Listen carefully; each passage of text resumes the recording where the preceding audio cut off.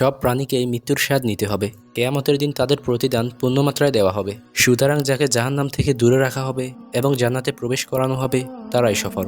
আর দুনিয়ার জীবন ধোঁকা ছাড়া কিছুই নয়। সূরা আল ইমরান আয়াত 185। আল্লাহ তাআলা একজন সফল ব্যক্তিকে জান্নাত দান করবেন, জাহান্নাম থেকে মুক্তি দেবেন। কিন্তু দুনিয়ার এই ধোঁকার জায়গায় কারা সফল?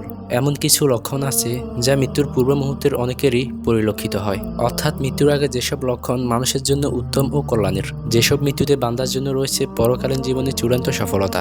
আজকের এই ভিডিওতে ভালো মৃত্যুর 7টি লক্ষণসমূহের কথা বলবো, যা নবীজি সাল্লাল্লাহু আলাইহি ওয়াসাল্লাম সুস্পষ্ট করে তুলে ধরেছেন। নাম্বার 1, কালেমা পড়া। মৃত্যুর মুহূর্তের শেষ কথা হবে কালেমা। রাসূল সাল্লাল্লাহু আলাইহি ওয়াসাল্লাম বলেছেন, যার শেষ কথা হবে লা ইলাহা ইল্লাল্লাহ, সে জান্নাতে প্রবেশ করবে। নাম্বার 2, বিন্দু বিন্দু ঘাম হওয়া। মৃত্যুর সময় কপালে বিন্দু বিন্দু ঘাম বের হওয়া। রাসূল সাল্লাল্লাহু আলাইহি ওয়াসাল্লাম বলেছেন, মুমিনের মৃত্যুতে কপালে ঘাম বের হয়। নাম্বার 3, জুমার রাত দিন মৃত্যু হওয়া। বৃহস্পতিবার সন্ধ্যা থেকে জুমার দিন সূর্যাস্তের আগে মৃত্যু হওয়া। যে মুসলিম ব্যক্তি জুমার দিন বা রাতে মৃত্যুবরণ করে, আল্লাহ তাআলা তাকে কবরের বিপদ থেকে হেফাজত করেন। নাম্বার 4, শহীদ হওয়া, ইসলামের জন্য জীবন দেওয়া।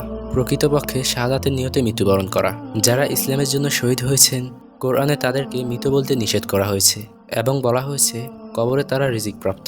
এছাড়াও কিছু মৃত্যু রয়েছে যা শহীদি মৃত্যু হিসেবে পরিগণিত, যেমন আল্লাহর পথে যুদ্ধবিজয়ী গাজীর মৃত্যু, প্লেগ বা মহামারীতে আক্রান্ত হয়ে মৃত্যু, পেটের অসুখে আক্রান্ত ব্যক্তির মৃত্যু, পানিতে ডুবে মৃত্যু, প্রাচীর বা পাহাড় ধ্বংসস্তূপের নিচে পড়ে মৃত্যু, নারীদের সন্তান প্রসবকালীন সময়ের মৃত্যু, অগ্নিদগ্ন হয়ে মৃত্যু, পার্শ্বদেশের ব্যথায় মৃত্যু, যক্ষা ও দুরারোগ্য ব্যাধিতে মৃত্যু, সম্পদ জবরদখল থেকে রক্ষা করতে গিয়ে মৃত্যু, ইসলামী জীবন ব্যবস্থা বাস্তবায়ন করতে গিয়ে মৃত্যু, নিজের জীবন বাঁচাতে গিয়ে মৃত্যু ও উত্তম মৃত্যুর লক্ষণ।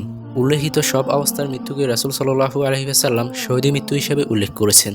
নাম্বার 5, সীমান্ত পাহারায় মৃত্যু। দেশের সীমান্ত পাহারার কাজে নিয়োজিত ব্যক্তির মৃত্যুও উত্তম।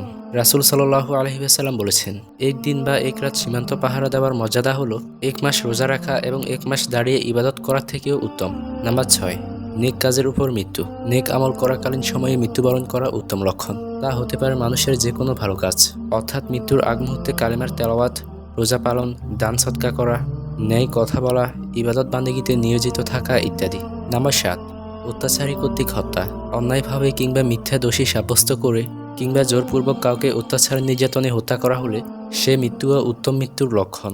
এমন মৃত্যুর উদাহরণ হলো হযরত হামজা ইবনে আব্দুল মুত্তালিব রাদিয়াল্লাহু তাআলা আনহুর মৃত্যু। তাকে মক্কার অত্যাচারী নেতারা যুদ্ধের ময়দানে হত্যা করেছিল। হত্যার পরও তার উপর নির্যাতন করেছিল। এটাও শহীদি মৃত্যু। সুতরাং মৃত্যুর আগে এসব লক্ষণ মানুষের জন্য উত্তম ও কল্যাণের। এসব মৃত্যুতে বান্দার জন্য রয়েছে পরকালীন জীবনে চূড়ান্ত সফলতা। আল্লাহ তাআলা তার বান্দাকে উত্তম মৃত্যু দান করুক, কল্যাণকর মৃত্যুবরণ করার তৌফিক দান করুক। আমিন।